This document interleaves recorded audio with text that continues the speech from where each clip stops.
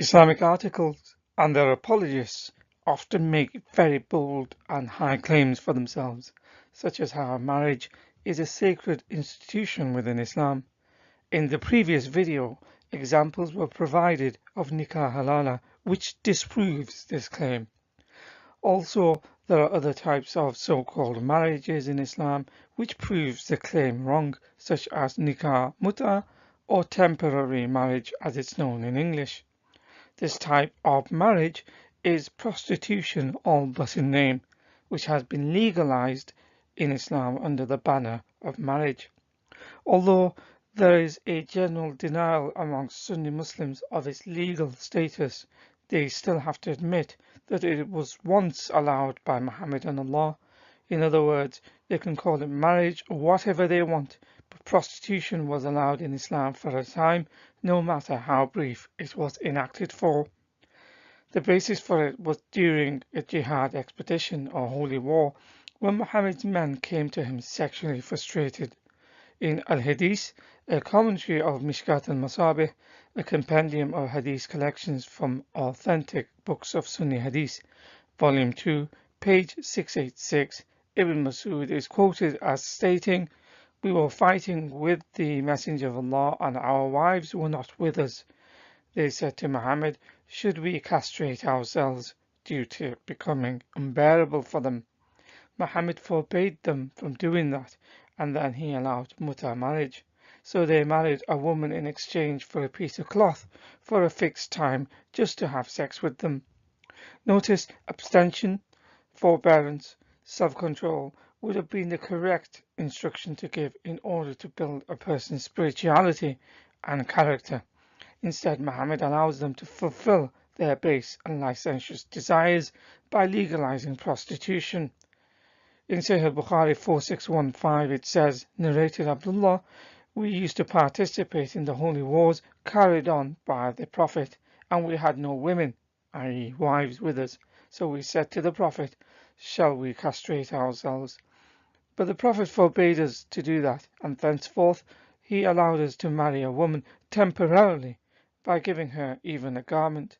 And then he recited Quran 587, "O you who believe, do not make unlawful the good things which Allah has made lawful for you."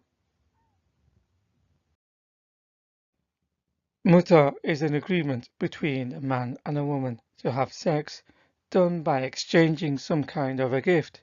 It could be as measly as a cloth, and the period could be as short as an hour, few hours, to even a day or two. There is no need for any witnesses, no ceremony, divorce or legal obligations such as inheritance. Its sole purpose is to have sexual relations with each other. This is precisely the definition of prostitution. It explains on page 49 the simplified jurisprudential encyclopedia of the Pure Sunnah that Nikah Mutah means, quote, temporary marriage. It is marriage for a specific period of time, and it is from the word enjoyment of something, benefiting from it. As its origins was instituted by Muhammad and Allah, it is still practiced and accepted by Shia Muslims, as they dismiss Sunni Hadith and some of their prominent figures, such as Umar, who came to ban it outright. A project in collaboration with Columbia University, it says in the Encyclopedia Iranica, the length of a temporary marriage varies and can be as brief as an hour and does not require witnesses or registration. That the only rationale regarding the legal uniqueness of temporary marriage which distinguishes it from prostitution, despite their obvious similarities, is that any children born of temporary marriages are considered legitimate and have equal status in law with their siblings born of permanent marriages. To end the relationship, there is no official divorce pronouncement. The person only needs to rent a room or a hotel during their stay, knowing full well this is a temporary arrangement.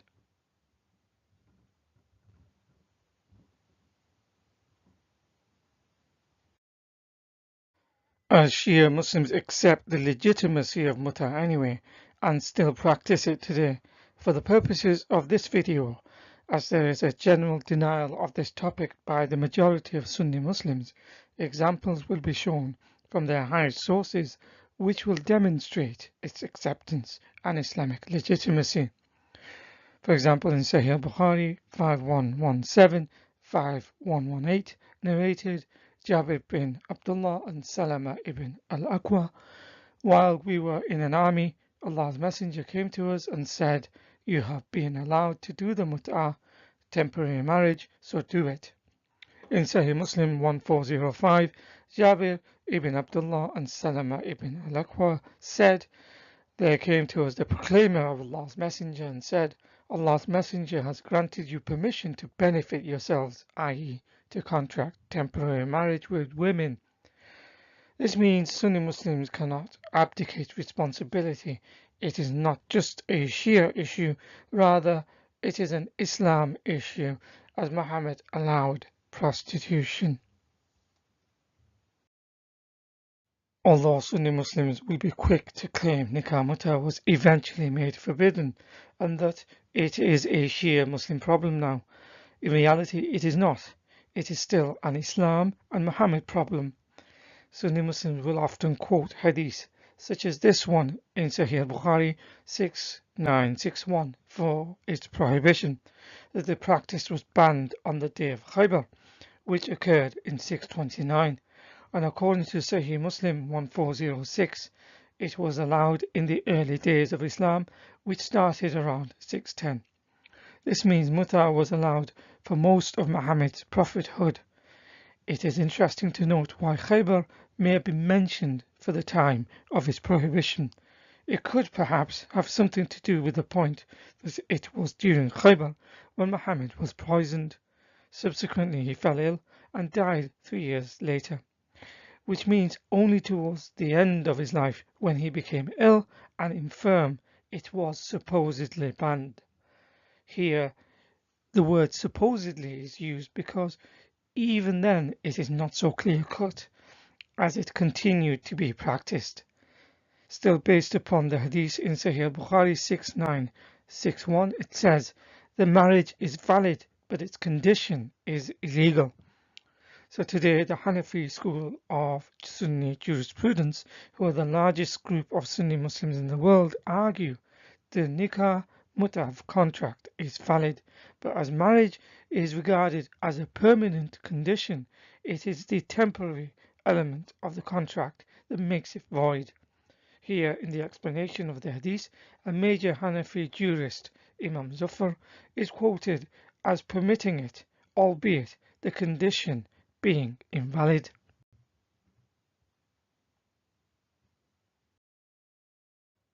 As it says in Ibn Majah, it was Umar, not Allah via the Quran or Muhammad, that explicitly banned the practice once and for all, according to Sunni Muslims.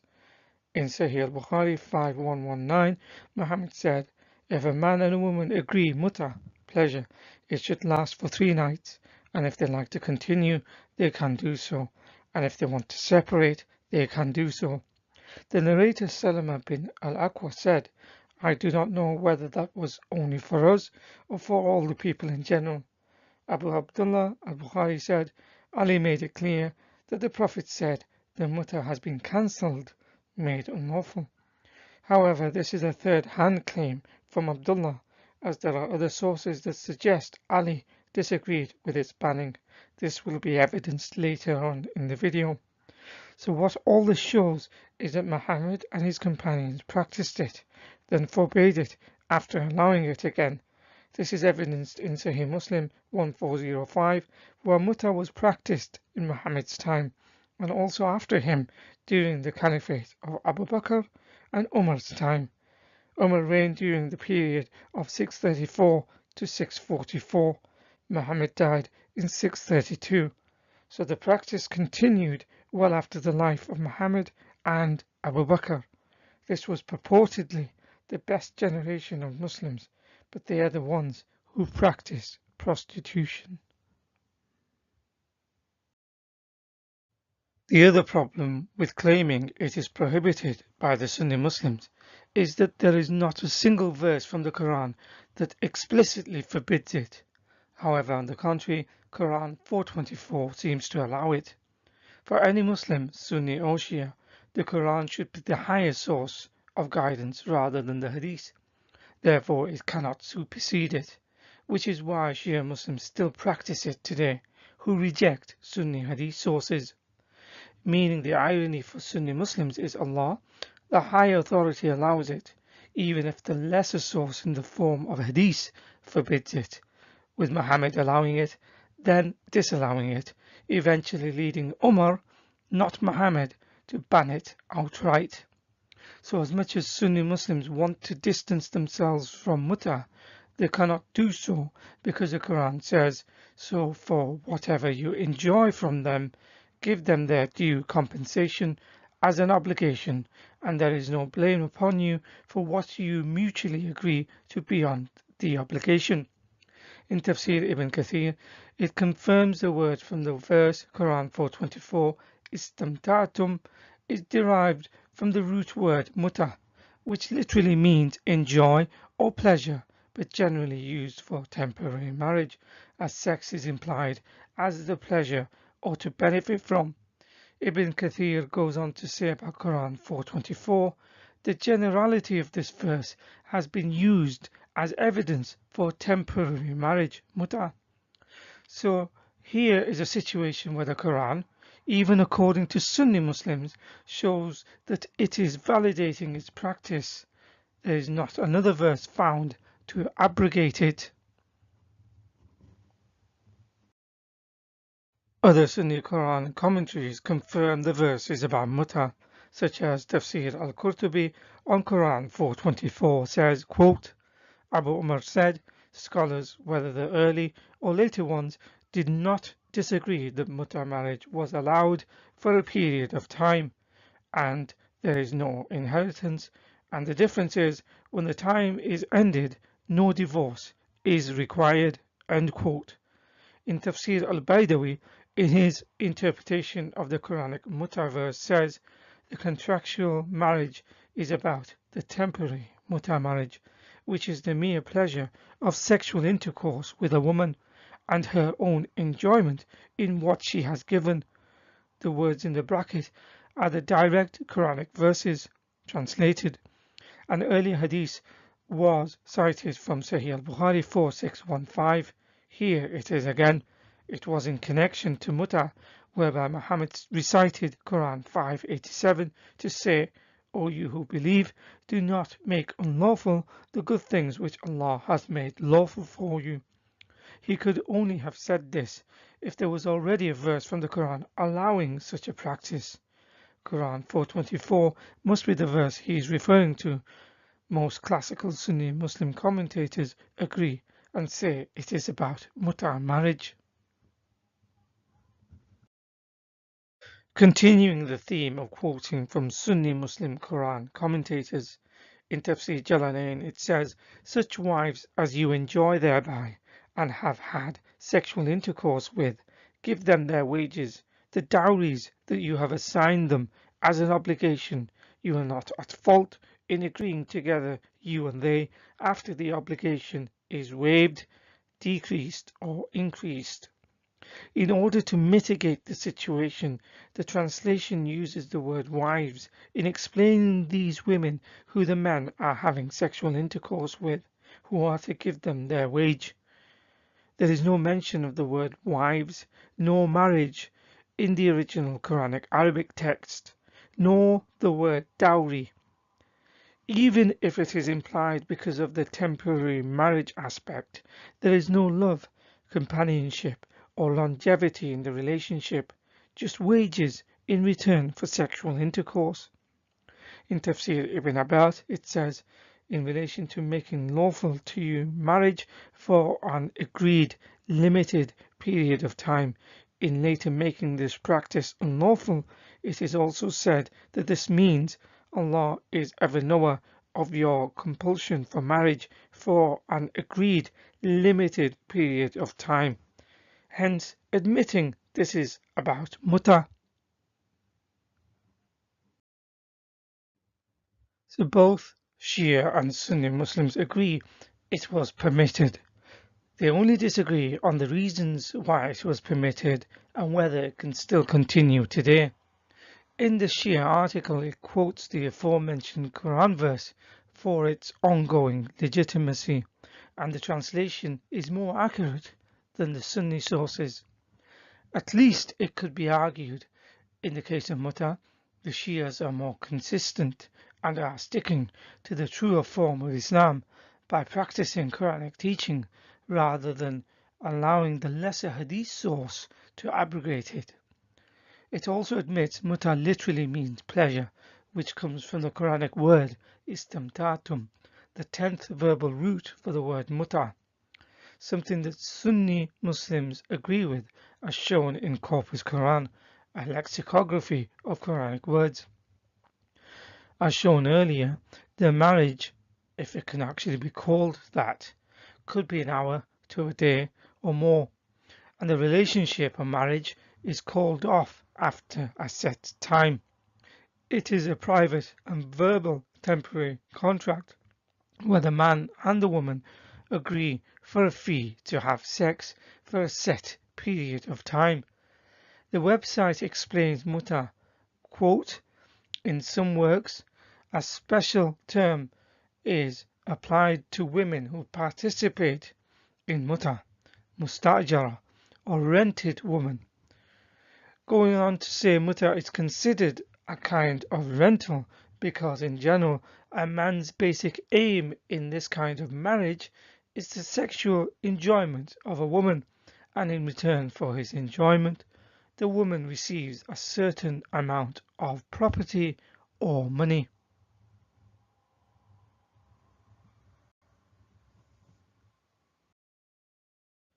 To any objective person, Mutah is evidently prostitution, thereby adultery if done without the wife's foreknowledge.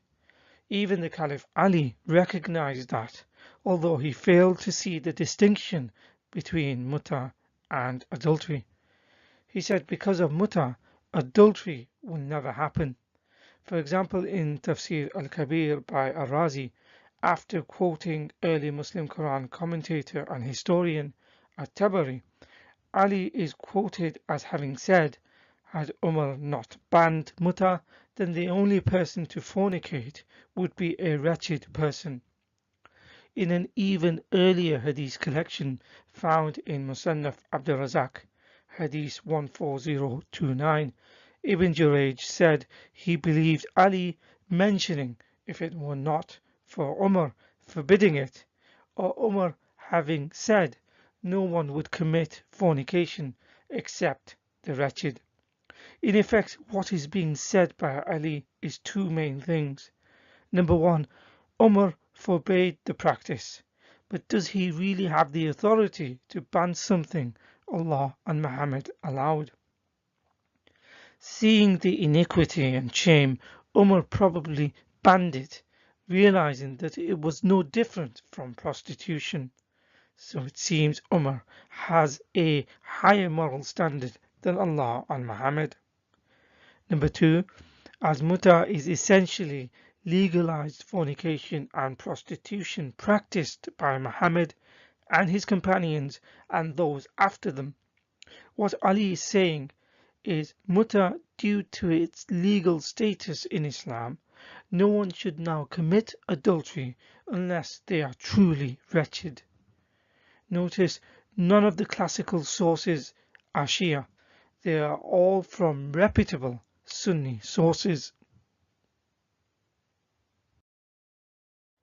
Continuing with the theme of citing only from Sunni sources on Mutah, in Zad al-Ma'ad, Volume 2, page 190, when Muhammad's companion Urwa asked Ibn Abbas, the same Ibn Abbas who was Muhammad's uncle, why he permitted Mutah, Ibn Abbas responded by saying he should ask his mother. This is because Urwa was born from a Mutah marriage. His mother was none other than the daughter of Abu Bakr, Islam's first caliph according to Sunni Muslims. Abu Bakr was also Muhammad's close companion and father of Aisha, Muhammad's child wife.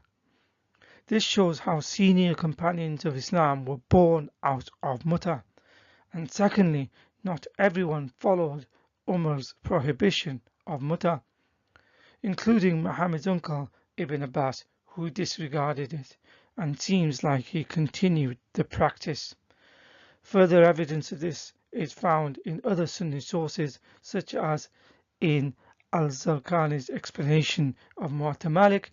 It says in volume 3, page 230, permissibility of Mutah was proven from a group of the companions, such as Jabir, Ibn Masud, Abu Sa'id, Muawiyah, Asma bint Abu Bakr, Ibn Abbas, Amr ibn al-Huwairith, Salama, and from a group of the subsequent followers.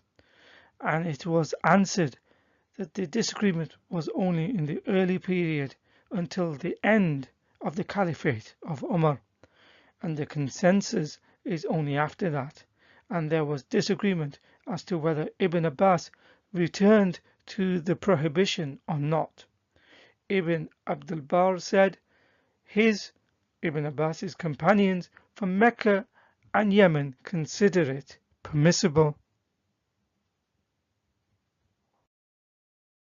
In this website, validated by some of Saudi Arabia's most senior contemporary scholars, as posted on their website, in their commentary of a hadith found in Sahih Muslim 1405 in its complete and unabridged form, it says Jabir bin Abdullah continued this practice of Mutah until Umar banned it during his caliphate.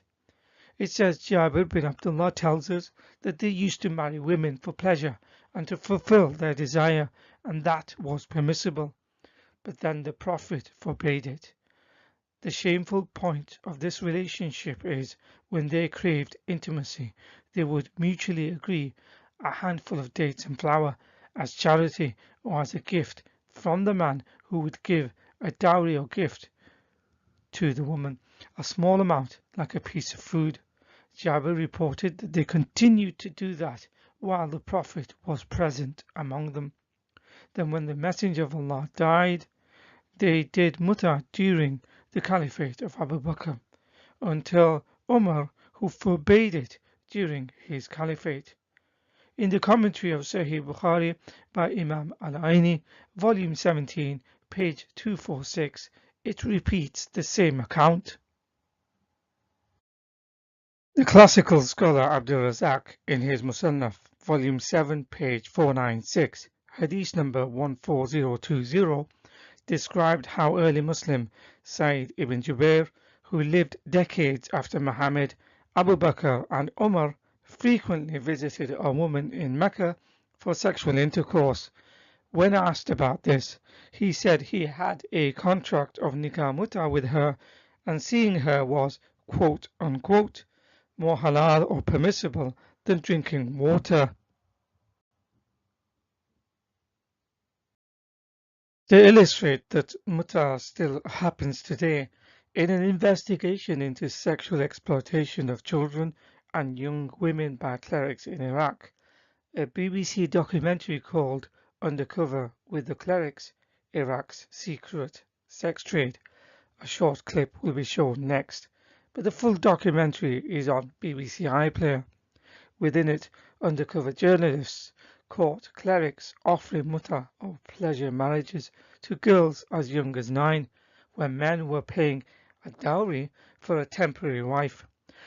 The report found most of the clerics that were approached were willing to carry out such a marriage, including catching one conducting a marriage ceremony with a 13-year-old.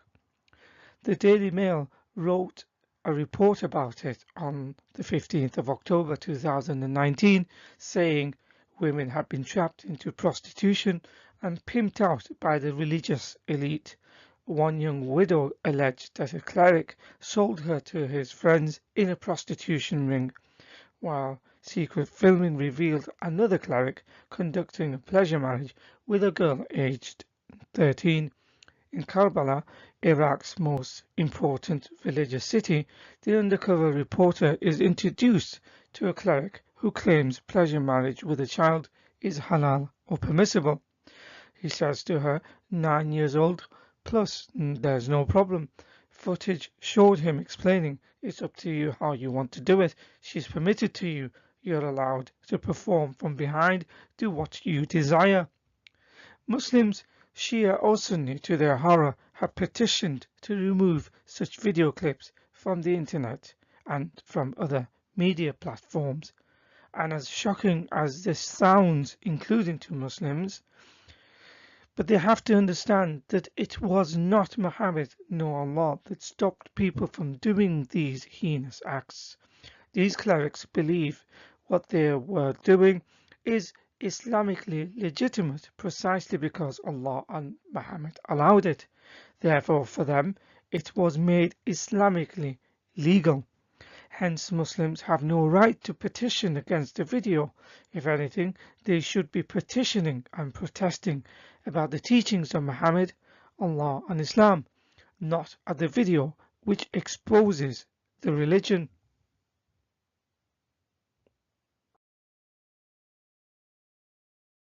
I have to be discreet filming this, but we're here to investigate allegations that some of the clerics here are grooming women for halal prostitution and even acting like pimps.